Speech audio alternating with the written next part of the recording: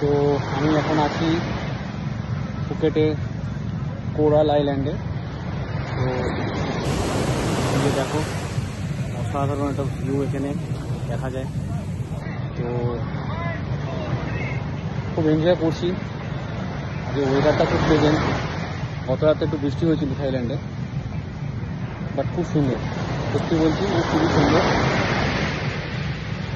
দেখো জলের ঢেউগুলো আছে।